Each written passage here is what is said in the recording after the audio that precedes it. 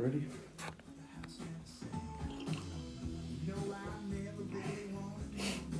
Well, that was a good one tonight. We're finished. And that was a disco prawn. Done. Shrink. See you later. Heaps of people.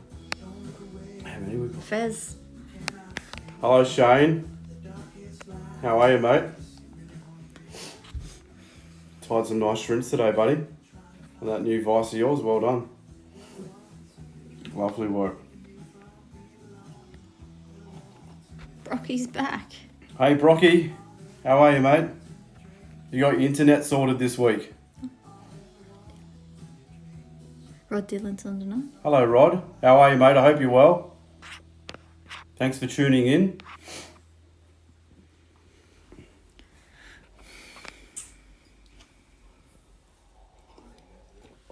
Oh, looks like it's just a coffee drinking session. It's Brett's Cafe. Well, Okay. How many we got? 10? Yeah, plenty. We got 10. Once we get to 10 guys, we start. All right, that's it. So welcome back. For those of you that haven't joined us before, welcome. And for those of you that are repeat offenders, welcome back. So it's good to see you. Anyway, just a bit of breaking news. Cherie's extremely nervous behind the camera tonight. I don't know why. I've got sweaty palms. Anything could happen tonight. So, what we're going to do is tie the disco shrimp tonight. Sorry guys, I'm just getting I like to get comfy before I tie. Get everything right. The collar's got to be right. Body temperature. OCD. All those things. Helps tie a good fly. Believe it. Mm-hmm. So tonight I'm going to run you through tying the disco shrimp, which is that little gem right there. No. Well, Oh yeah. there we go. We've got it. Uh-huh. All right. This is one of my favourite top water flies for brim and for whiting. But there's a whole bunch of anglers out there that use them for estuary perch and for bass as well. But it's just a dynamite little fly. It's and a couple of things that make it pretty successful is the profile. You know, it's nice and slim. The size of the fly is right for those two species, or for all of those 4 species I mentioned, but particularly for brim and for whiting. The profiling is really good, and you can tie this up in whatever colours that you want to suit your own needs, you know. So I tie them in a few colours, but I do tend to stick to those core estuary colours, you know, of tan, pink and olive. Mandy says great on bass. Great on bass. Yeah, you guys slay them on bass up there. You do. I love seeing those photos. So what I'll do is that I'll go through the materials that we'll use, but just bear in mind that you can tie this fly in whatever colour that you want, whatever colour scheme that you want. Okay, so I stick to those core colours, like I said, for the estuary. You know, a black one is really good for the bass as well. But anyway, we'll go through the gear that you need to tie this tonight. So I'm going to use 2mm foam over the back. So I'll tie it in white tonight, so hopefully it comes up on the screen okay. But just remember that there's a whole bunch of colours of 2mm foam. Okay, so whatever you like. Mm-hmm. But tonight we're doing it in white. We're going to need some easy shrimp eyes, and on the tan I like to use the amber colour or this fluorescent orange colour. Seems to work pretty well. You'll need some crystal flash to represent the antennas. Yeah, we're good. Yeah, we're good. Yeah, we're getting the smile. We're getting the nod of approval. You will high tie them now with EP fibre for the head part. But in the past, I've used Steve Farrar blend works really well as well. And then there's another product which is called BWCflies Predator Fiber. That's nice and coarse, sheds water on the cast, so that's a good fiber for the head as well. And I forgot to grab a packet, so for those of you that have seen it, I always forget something. You'll need some dubbing for the body. At the moment I use Scud Dub in tan, okay. There's a bit of a shortage of supply in that at the moment, so it's a little bit rare, okay. In the past though, just to give you some options and for you to have a bit of a think, I actually used to use laser dub, okay. That was what I originally started on. It's a little bit finer compared to Scud Dub, but still a really nice material to build this fly with. And the other one is Polar Dub, okay. And what both of those dubbings have is that they have a little bit of sheen to them, and the fibers are actually nice and long, okay. So you can get that leg representation from underneath the shrimp nicely with those. You will need some discs, okay, or sequins, whatever you like. 5mm and 6mm in your kit would be a good option. And you'll need some rubber legs, like so. Just barred rubber legs, but again, match the colour up to the fly that you're trying to tie, or the colour of the fly that you're trying to tie. So you can get these in a gazillion different colours, okay? But tonight we'll tie it with the barred, all right? Mm-hmm. We will need the all-important hook. And for those of you that have seen me tie the shrimps in this in these videos, then that's my key shrimp hook. It's from Arex. It's the NS156 in the size 6. All right, is the hook. In my opinion, Partridge make a similar hook, which is called a CS54. And in that, if you have access to the Partridge, then you'd actually need the size 4, okay? The size 4 from that brand and the size 6 from this brand are almost the same in sizing, okay? Okay, the equipment that you'll need is obviously your vise. You'll need a little bit of resin, okay? And your torch. So that's the super thin. We'll use that at the start and at the very end, but I'll go through the steps. You'll need some wax. Sorry about... What's happened to that one? Sorry about... It's a bit furry. Sorry about my wax stick. I don't have any wax in stock at the moment. This looks like I've just pulled this out of Shannon Kitchen's bin. So, anyway. Shan on tonight, by Yeah, the way. Shan's there. G'day, Shan. Bros, they're all there. Hello, Clint. How are you, mate? Hope you're well up there. Vinny. You'll need some scissors. Darren said hey before. Hey, Darren. How are you, mate? You'll need some scissors. You'll need a dubbing brush. And you'll need a bobbin that's loaded with 210 denier flat waxed thread. All right? The primo thread if you're going to be tying with foam. And that's really it. There's not too many. There's a few bits and bobs. But we will get started. There's one that I tied earlier. That'll go into our kit. And probably catch a couple of bream or whiting on it. Something like that. Hope everyone's doing well. This is episode 9. Wow. Who thought, eh? I'm not sure what episode 10 will be yet. Anyway. Okay, let's get going. If you've got questions, guys, please ask away. And I will answer them the best that I can. Just to give you a little bit of background about this fly, it's actually a patent from Drew Chacon. Hopefully I pronounced his name right. I got the patent out of the book that he does called Featherbrain, which I've had that for a number of years now. And it's really a top water shrimp pattern designed in the US. And more so designed for larger fish, so it had a few components in it that I've taken out and, you know, changed a couple of things just to make that pattern suitable to our species, okay? So I think his pattern has a rattle and that sort of thing in it, which for the profile of our fish and their mouth shape and that, I've kind of removed that just in favour of building it a little bit differently. So all I've done here, guys, is put the sequin over the hook with the cup facing out. All right. It's tricky to focus on that. Not sure whether she can.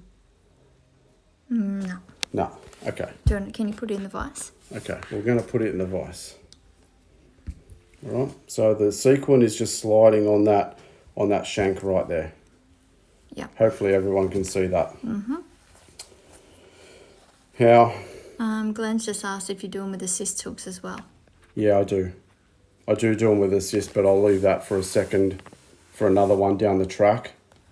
But as I'm building the fly, I'll tell you exactly where the assists need to go. Okay, I'll show you exactly where and what length. But down the track, I'll do an assisted disco. Okay. But it's a good question, and it's a very, very popular question for this fly. Okay. What I'm going to do, guys, is I'm putting a ball of thread right behind that hook eye. Right, and this is something that the original pattern doesn't have. The reason why why I've come up with this is that really what I want from this fly is to push little bits of water forward. Okay, now if I can explain this so that it's understandable, the original pattern has the disc right up here, okay? But what I'm doing is I'm actually pushing the disc back, because at the end of the fly you'll see here is that there is a foam hood, so to speak, okay? Now if that disc is right up on here, you have a minimal hood without making too much of a wind resistant gurgler type face on here. So by putting the disc backwards by about an eye's length, you actually get a nice amount of water pushing forward on the strip from this fly. Okay. Can you spin that this way? I can. See the disc? Yeah. I think that is, it's paramount to the success of this pattern on whiting particularly and brim as well. Okay. Mm-hmm. All right. We're going to keep moving. So guys, I kept that one to myself for a very, very long time. And then I was doing a live tying demo at the Foster Fly Muster a couple of years ago and uncovered that little technique that I've employed to this fly. Now, up until that point, I'd kept that out of every photo and I'd never really talked about it. But through fishing the fly and learning about what it does in the water, we have found that is the best approach to getting a little bit of water splashing forward, so to speak. Now, what I've done with that thread, you would have been able to see that while I was talking, is just coat that thread in a little bit of resin. And before it was set, I pushed the disc up onto that wet resin and then set the resin with my torch. From there, I'm going to build another well of thread behind that disc to make it really strong. Okay, so you can see what I'm doing there. I'm building a well of thread. You should be able to see that. All right. What that does is that really locks that disc in place. It also helps to strengthen the disc. And if you can see, I've actually tied that disc in at an angle. So it's not straight up and down, like so. Straight up and down creates a chugger, you know, which is a fly that just chugs across the top of the water. Chug, chug, chug when you strip it. By putting the disc on an angle, you get that forward throwing water motion because the water comes in, hits all of that face of that disc, and then hits the foam hood and sprays it forward. Now, earlier I said when we were going through the components that I have two sizes of discs, and that's exactly right. So for calm water, I tend to use, on less windy days, no wind, little bit of ripple, but not too much. I generally use the smaller disc. On the windy days, when there's a lot of chop, there's more noise in the water just through that surface noise, I actually go to a bigger disc. Okay, so that's like that's like a 6.5 mil or thereabouts, 6 mil. Sort of. And that's what I use when the water's noisy, so to speak. Okay, lots of wind, lots of chop. Where you still want to fish the top water, but you need to actually get your fly to make some more noise to combat what's going on around it and to get the fish to be attracted to it. Okay, so that's why you have a couple of different sets of those discs inside of your kit. All right.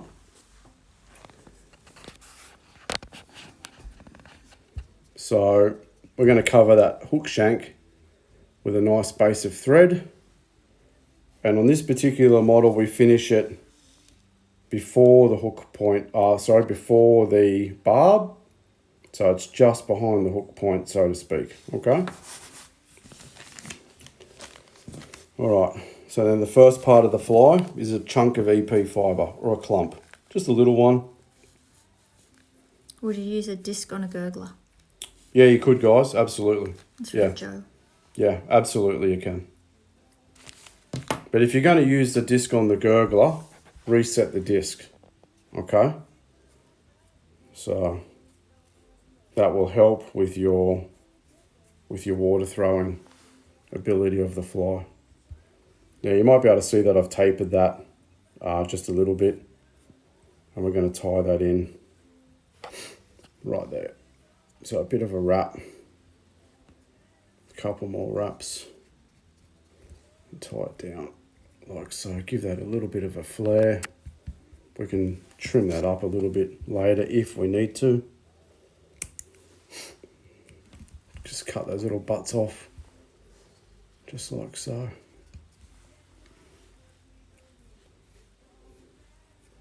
I keep getting the shrimp photos in, guys. It's really good. So keep sending them through. Jim's asked, how do I stop them from twisting up my leader? I was going to talk about leaders a bit later, Jim, with this, but the way that I fish this fly is on a pretty short leader, to tell you the truth.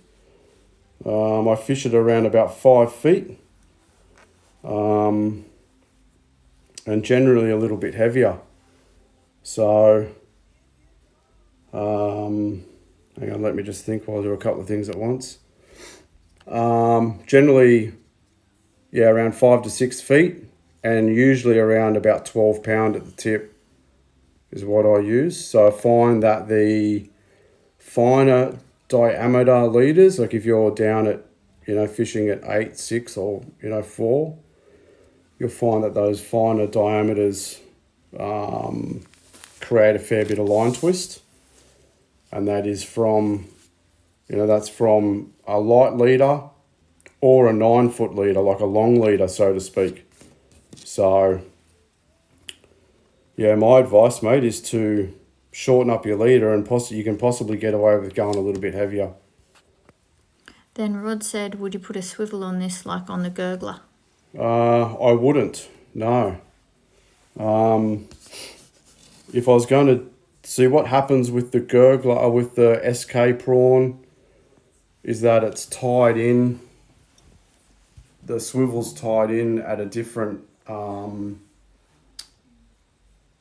still at the front, but you end up with a lot of bulk tying on the rear loop of the swivel, and then therefore a disc on top of that.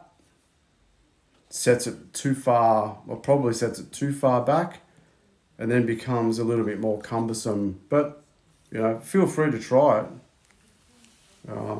That's just my opinion. I could be wrong. I often am, and often proven pretty wrong, actually, but, you know, whatever. That's because I'm always right. Yeah, that's it. Okay, so a set of antennas straight over the top. You've seen me do that plenty of times now. It's one piece wrapped around the thread, put straight down the middle of the eyes. Okay, you don't, you know, like a packet of that probably last you the rest of your life, really. Okay, then a little bit more EP fibre. So compared to the bottom clump, we're going to put on about another half amount on top of that again. I'm going to try and pre-taper this just a little bit, just so I don't have to do too much trimming. Look at that. I just need to knock a couple of fibres off that and I'll be happy. So we're going to bind that down, working our way back towards the eyes. And you can see what I'm doing now. I'm sort of playing around with those eye stalks to make sure that my thread isn't binding them down and pushing them downways. So they're pretty maneuverable and pretty durable. I'm going to clip those butts off, just like so. So we're at the point now where we've got a bit of a tapered head, our eyes are in place, and we're actually ready for some dubbing. Okay. So we're going to wax up the thread just with my old Manky wax. I think there's some new stuff coming in a couple of weeks. Be interested to see how that goes. All right.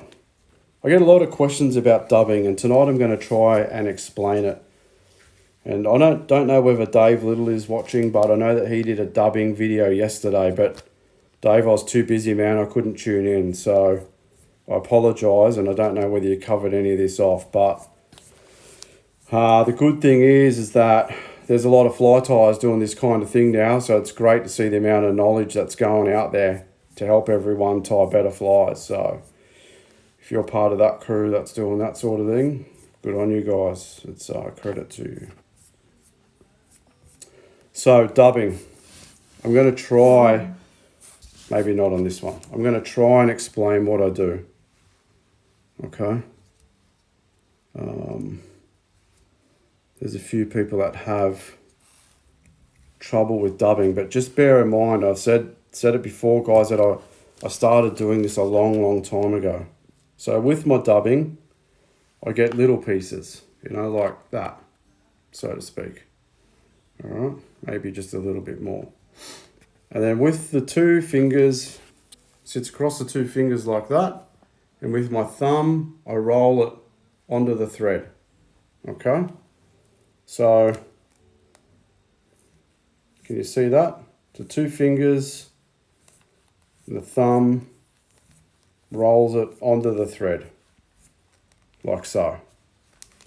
I don't know of any other way to explain the way that I do it, other than that's how I was shown a long time ago, and that works for me. So hang on a second.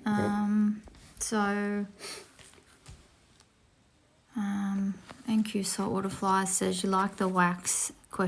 So sticks well and holds to the thread. yeah. So can you do this without wax? It needs the wax? I prefer the wax, okay, for a couple of reasons. It helps the dubbing attached to the thread, number one. Number two is that with the wax and the dubbing and the thread all working together, it actually builds a stronger fly, okay? So two reasons. But primarily, I fundamentally believe that the wax on the thread helps a great deal. into attaching those little pieces of dubbing to the thread, and then the durability factor is as a commercial tire, that's super important. No one wants a fly that has been put together and it falls apart or blows apart on the first or the second back cast. That's not good enough. These flies need to last 20, 30, 40 fish. That's how we look at it. So Lake Mac asks, are most of the fly heads pretty much the same? Yeah. Pretty Lake much. Mac, Tim, you've been watching a fair bit, mate, and which is great. Thanks for that. Appreciate it. And you'll see that I build almost all of my shrimp heads the same way, mate. Whether it's a popper or whether it's a hook point up or a hook point down shrimp or shrimp pattern, then my heads are the same. But think about the main species that we're targeting with these as well. Bass, EP, brim and whiting. So they're built the same because they're essentially targeting similar kind of species. Now, we all know that, bass and EP have big bucket mouths on them, so taking that fly is not an issue. But think about the mouth shape of a brim and a whiting, and it's totally different. So that's why I talk about profile. You see big cumbersome topwater poppers that, in my opinion, they're not highly effective flies because the profile is wrong. So those fish are feeding on sleek, skipping prawns a lot of the time when you're fishing this kind of the fly. And then hence the profile of this fly needs to be built to replicate that kind of food source. So that's a long, skinny food source, and they eat that with ease. That's what they do. So having a short, fat, overdressed disco shrimp for whiting particularly doesn't essentially work. Okay. So I might have missed one for the dub, but Sam says, is it a less is more situation? Yeah, absolutely, Sam, 100%. When I had that on my fingers, you could see exactly how little I'm actually really using, but I'm building it up, okay? You could try and quicken the process by whacking a clump of dub on there, but at the end of the day, it's not going to do the job properly. It might look bulky and puffy, but it's going to be loose. A lot of fibers will come out. So then the fly's not durable at the end of the day. So, like I said, these flies need to last quite a few fish. If I'm selling them, they need to last, I don't need someone emailing me saying, hey, my fly fell apart on my first back cast. So. Far South Coast, brushing out the dub. Do you need a wire brush, or will Velcro get the same length? Velcro will do the job, mate. That's Far South Coast. Yeah. Hi, Dave. How are you, buddy? Hope you're well, man. Velcro will do the job, Dave. You've seen me tie this fly. You've seen me tie it at the Fly Muster. I remember you standing there in that front left-hand corner. I don't forget much. But no, Velcro will do the trick. I prefer equipment like these days because it's a little bit, the shape is a bit easier to use. I can get, right in there. I'm not jamming my finger on the hook point with a piece of Velcro. So, Dave, I'm getting older, mate. My eyes aren't as good as what they once were. You might have heard I'm like almost 50. You're on your way. I'm on my way. B Bentley, how well do they scale up to say a 1.0 or 2.0 size? Yeah, if you're going to do that, they're 100% scalable. But as you go up to those sizes, I'm going to assume that you're possibly targeting barras or jacks or togas. So if you're going to go up to that size hook, I'd be going up to 3 mil in the foam department. All right. So, because as that bigger hook profile goes up, so does all of the weight. Okay, the weight of the hook, more thread, more dubbing, more everything at the end of the day, which is going to soak in a little bit more water and create the fly to not float as well. So 1 and 1.0, definitely you need to go to 3 mil foam in my opinion. All right. Okay. Okay. All right. Back. Now, I'm going to talk you through what I've just done because I've been talking and tying at the same time. It's a bit of a bad habit. So what I've done is I've formed a ball of dubbing, and then I've put my legs in behind that, and then I've put in a little bit of filler dubbing just behind that. So you end up with that kind of profile. All right. And you'll see from my thread work, I've not putting too much weight here. At this point in time, there's more weight with materials and so forth at this part of the hook. Now, we're about to introduce the foam, which is going to get tied on here. And then I need to ensure that my spacing from the tie-in point to here is about right to make 2 segments. Okay, I prefer my segments even, but or as even as I can get them, but we'll see how we go. Now, if we wind this all the way back, somebody asked about stingers. And I said I was going to show you exactly where I was going to tie them in, but in answering other questions and tying, I kind of forgot. So Rewind. we're going to rewind all the way to where I put on the very first clump of the bottom mouthpiece of EP fibre. Okay, so once that goes in, I put the disco wire straight in over that very first clump of dubbing, and it's always in a hook point up fashion, right? And I have that stinger usually finishing about 3/4 of the way through the head, so about here. All right, so if you can imagine like a size 8 hook, and its shank is going to be there and maybe finish just in front of the eye, and then you have about a 7 mil length between the hook eye of the stinger and the tie-in point to where it's going to go in between of those eyes. All right, but down the track I'll do an assisted disco to show you that process. Okay, but that'll be issue 28 or something like that if we get there. Okay, any more questions? Well, there was some. Okay. I think Shen said a lot earlier on how important is the colour of the eyes. Yeah, Shan. We've spoken about eye colour for many years, man. And for those of you that have tuned in, I'm a firm believer that bright eyes on shrimp flies for all of those species, but particularly bream and whiting, are paramount to that success.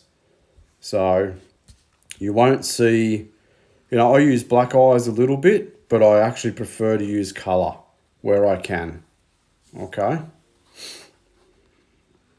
So what I've done here, guys, is I've cut a strip of foam, just like so, about 10 mils wide and a bit longer than the hook. And then what I'm going to do here is just cut 2 little corners off. There's a lot of questions tonight. I think Sam might have asked before if this is going to be on YouTube. Possibly not, Sam. I'll declare that straight up front, mate. This is one of my fundamental key patterns. So this one may not go public. So for everyone that joined in tonight, you're getting something that probably a lot of fly ties that rely on this as their income probably wouldn't disclose. So this one may not make it to YouTube, buddy. So pay attention. So what we're going to do here is put the foam on top of the head. I missed that. Did you cut the foam? Yeah, I've cut the foam Yep. Okay. and turned it into a little point. Okay. Wow, the disco, it's popular. Now what I want to do is I'm going to position that foam so it sits right in beside of those bright eyes. Okay, not too far forward, not too far back. It needs to be right in the middle. And we're just going to take a wrap of thread and tie that down. I think the foam was 2 mil. Is Yeah, that right? definitely 2 mil? 2 mil on this size. So this is a size 6 Arex hook and it's a 2 mil size, 2 mil size foam. Okay. So here you are, guys. This is where we're at now. So in the process of tying that down, I push it with my thumb and forefinger to get it to curve around that part of the dubbing ball that's under it. So this is why we create a dubbing ball. It's to hold this little foam piece up and to get this foam to wrap around it to give it that curved shaping that you see. So the curved shaping then sort of transfers to the front. And then what you'll see here is the foam pretty much ends right where these eyeballs end. Okay? Too long out here.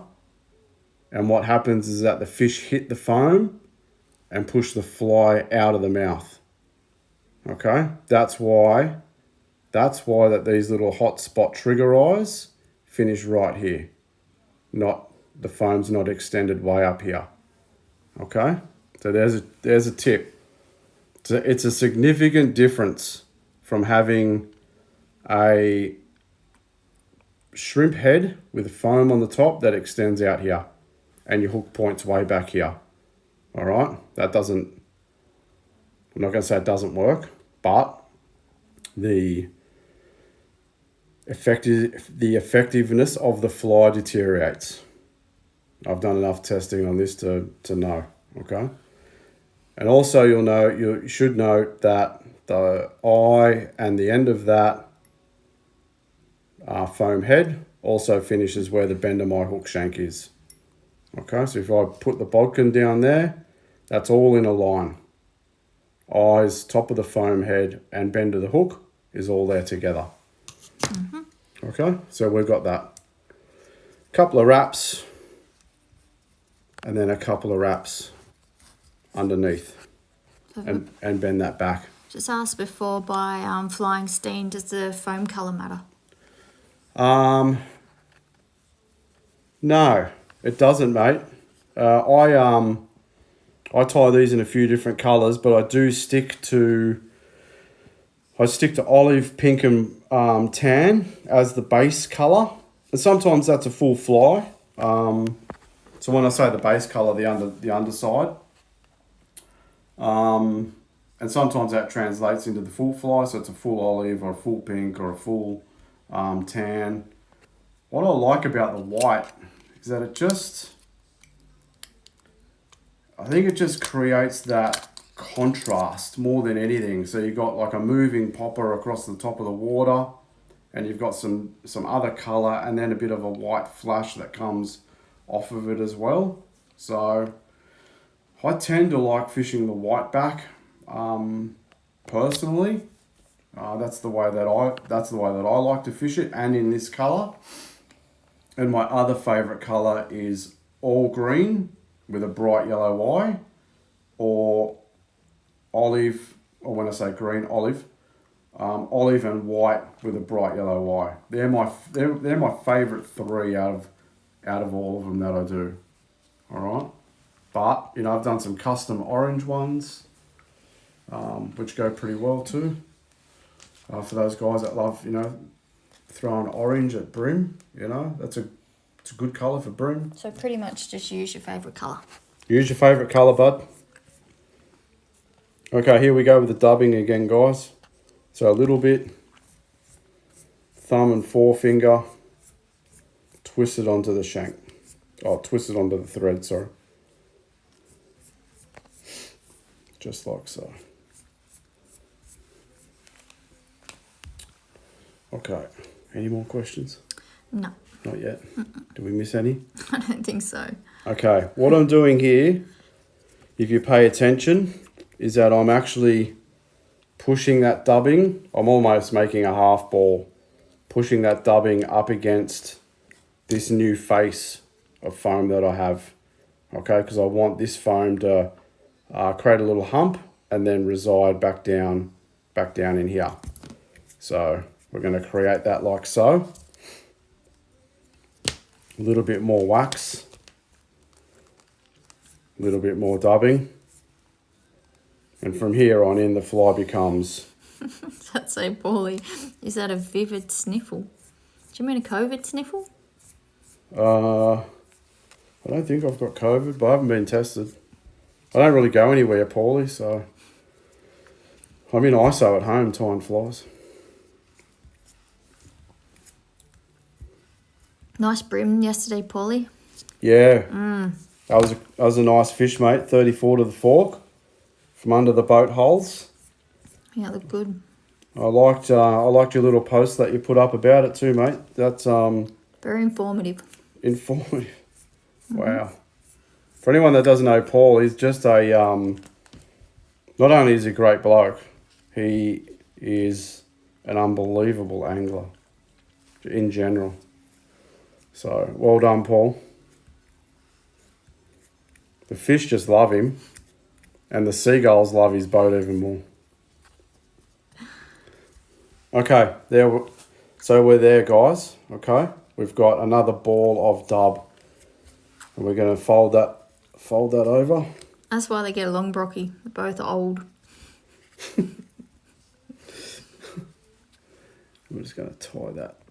I'm going to try and tie that in, like so. Yes. Okay. And then to create my little segments, guys, I use a fair few thread wraps. You should have been able to see that. The thread wraps really just keep going backwards and forwards over each other.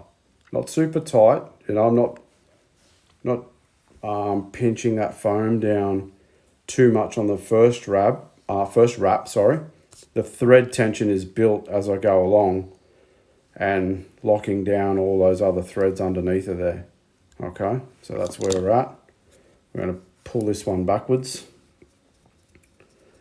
And then all I'm doing here is that I'm just making a nice foundation, or a nice flat foundation. So, you know, from the base of the Easy Shrimp eyes, and then, you know, from where I've tied in the foam. And we haven't really advanced our thread down here at all. You know, from where we first started the reverse bulk, or the reverse bulk thread build up behind this disc. So to make the dubbing sit a little better, sit a little neater, and so then I can manage that dubbing process a bit easier, I prefer a bit of a flatter platform through here. So I've just filled that out with thread. Paul asked, do you cover the wraps with resin when you're finished? Only right at the end, mate. Only right at the end. So I'll show you that in a couple of heartbeats, buddy. So a little bit of dubbing. And we're doing the same process. We're going right in behind of that open face of that foam. Okay, because I want that to pop up and then sit right behind that disc, or that sequin. And on this last section, you really won't need too much dubbing. In fact, that's possibly too much. That's possibly too much there, guys. Sorry about that.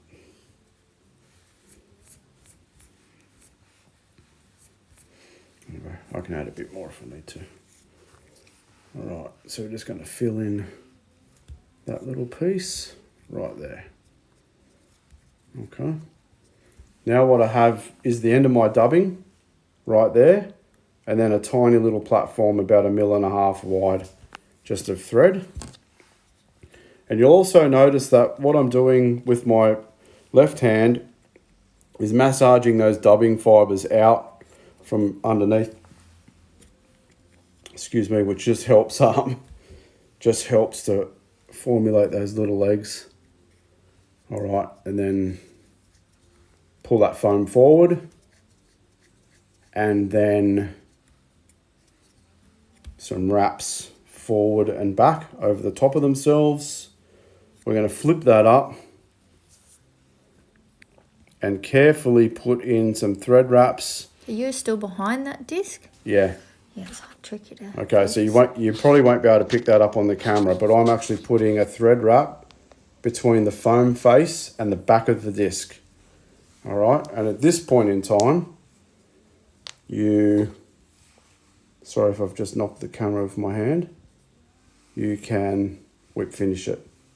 Now you can do this with a tool, or you can do 4 or 5 turns like so and lock it down, and then another one. So between the face and the back of that disc in there like so. Okay, tie that down. Then push that forward a little bit. Give that a little bit of a bend up with your fingers. Clean up underneath with your Velcro or your dubbing brush. Pull out all those little loose fibres and give them a bit of a forward kind of motion. Now a few of these I'll actually trim so that they're out of the way and shorten up a little bit of that fibre. So just like so. Take that out of the vise, and then these ones that are down the back here, I'm just going to give those just a little clip off, just like so.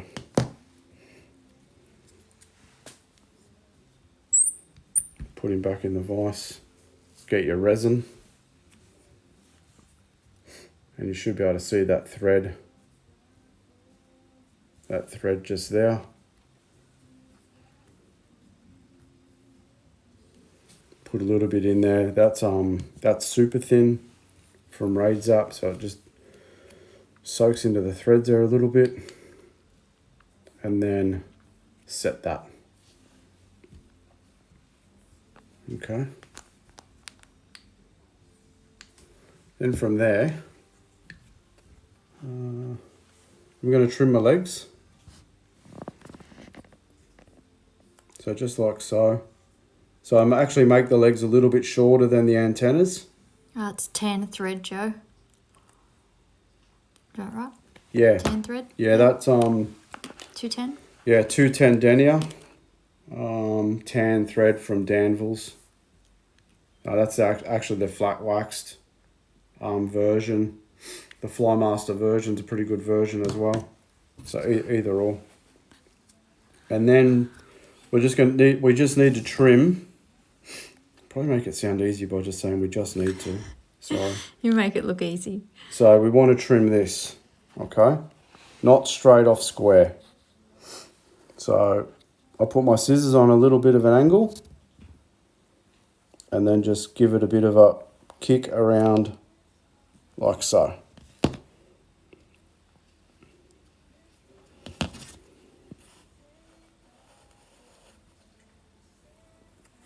Just knock a little bit off that little corner there.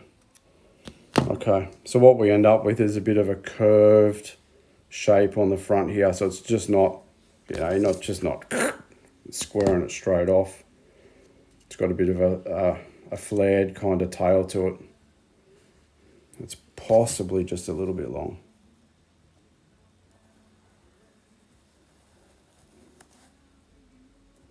So you can always trim them a bit longer and then knock them back, but if you trim them short, you've got no chance of adding that bit back on. Does the curve throw more water? It does. Good question, Paul. Thanks, Paul. Just helping me disclose my secrets.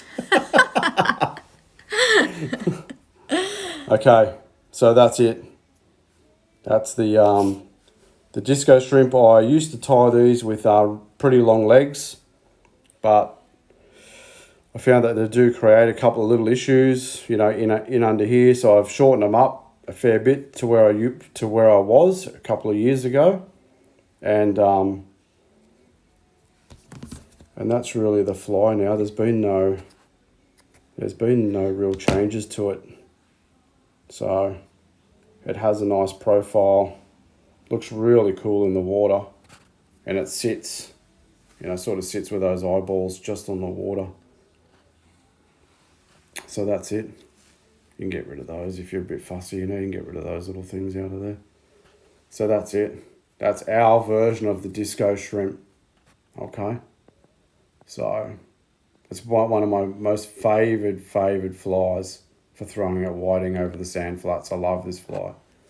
So, and there's a lot of anglers out there that fish this fly with a lot of confidence as well. And it delivers results for those guys as well. So anyway, tie a few up. I hope you've paid attention to the critical parts of building that fly the right way. So Earlier on, Chris asked if it'd be sold in kit form. I'm not sure, mate. And the reason for it is that supply of material coming into Australia at the moment is pretty slow, to be brutally honest. Down the track, I do plan to do this in a kit, but right now in the COVID situation that we're in, the supply chains are really slow, and I don't want to bog down in talking about that, but that's just the facts.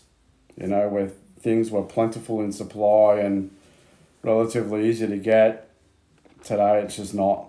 So it's either that's how it is from now on, I'm not sure, or we're gonna, you know, we'll see more products become available. But at the end of the day, it's largely due to manpower and people working in those, you know, in those distribution places where we get our materials from. So that's all been reduced, and then the flow on effect is more out of stock, slower order supplies, slower shipping, and, you know, blah blah blah. But yeah, mate, down the track, once I can get a better supply chain of stock coming through to build the kits, then I'll have the kits. But look, at the end of the day, mate, it's this one here. You know, that's the one that's holding me back. But it's also the one that I use on a raw prawn. So I just got this in, but I've got a backlog of raw prawns to tie that are a mile long, and I'll probably use all of that. And then I'm still got a backlog to roll through. So maybe we might be able to do it in an olive. Yeah, something like we'll that. look at some options, man, for sure. There was a question earlier, but I can't find it. But it was something about here we go. Sam asked, "Can you do a micro game changer in the future?" I'm not a game changer tire, man. I'll say that straight up front. I tie them for myself.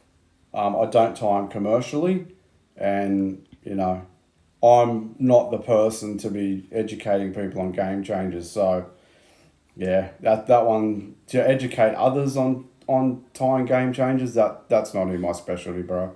So nah. What was the disc used and the eye of the fly? It says skipper. So the disc? The disc are just these guys. So these are 5mm and 6mm discs. Okay.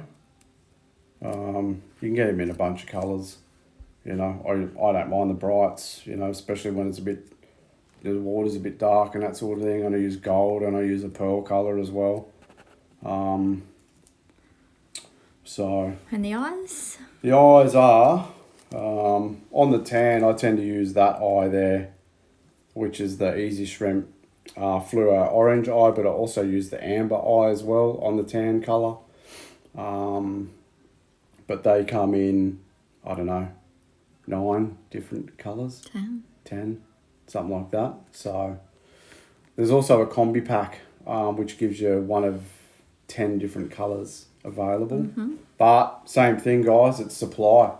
You know, I paid for that order about 3 or 4 weeks ago, so we're still waiting on stock. Fez says olive's a killer colour. Yep, olive is a killer colour. I love it. Yeah, I love it. Spoons? Yes.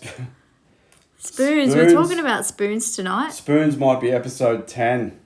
Maybe. So, I do want to introduce spoons.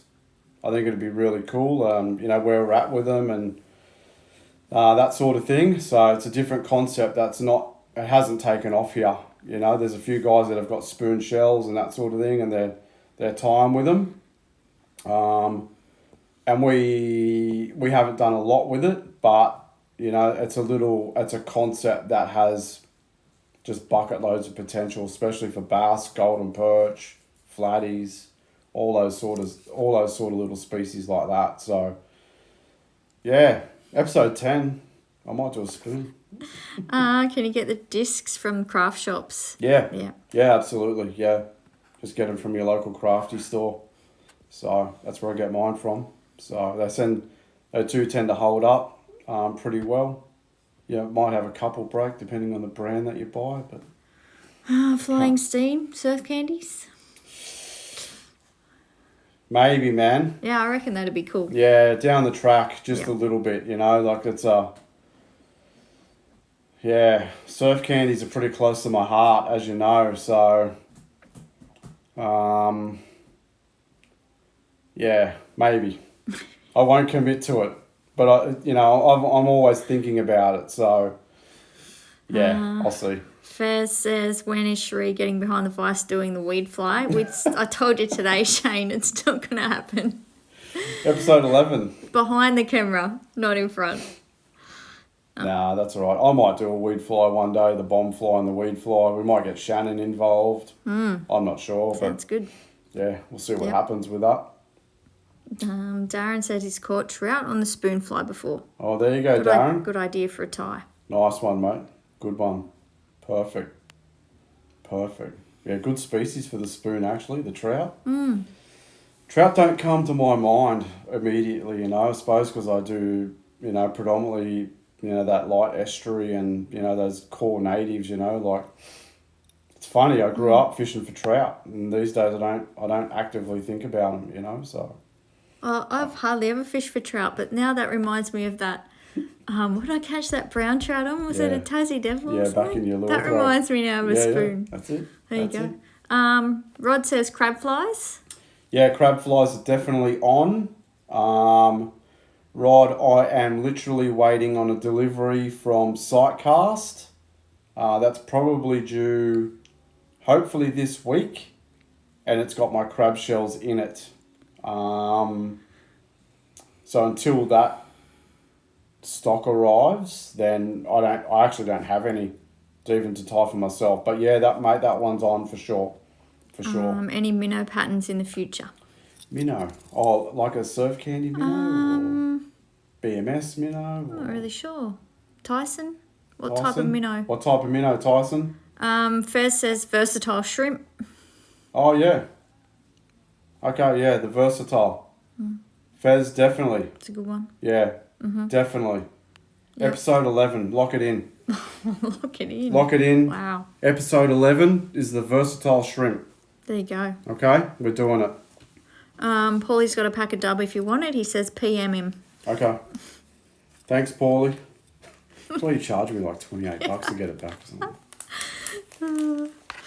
I think that's about it. If anyone has Scud Dub seriously in their kit that they're not using at the moment, let me know. It is gold. Because I'll buy it back from you. Seriously. I can't get enough of it, and I've got flies to tie with it, so the hold up in this is holding up my orders, so to speak. So so back to Tyson about the minnow patterns. Yep. Craft fur, question mark. Oh yeah. Possibly, Tyson. Possibly. I'll give it some thought. Okay? See what I can do for you. Okay. All right. Wrap it up. We're wrapping it. I've got the director's wrap up. You know when they do this? They give you like the big book, like. Anyway. Hopefully. Actually, on the top it says 27 seconds remaining. So this must have been your longest. Okay. I think it's wrapping it up for you. Okay, it's wrapping it up, guys. Yep. Thanks very much. Thanks for joining in. We will see you next Sunday night, 7:30, for a spoon fly. Okay? Spoon. Yeah, all right. we're doing it. See you guys. See you. Thanks for joining.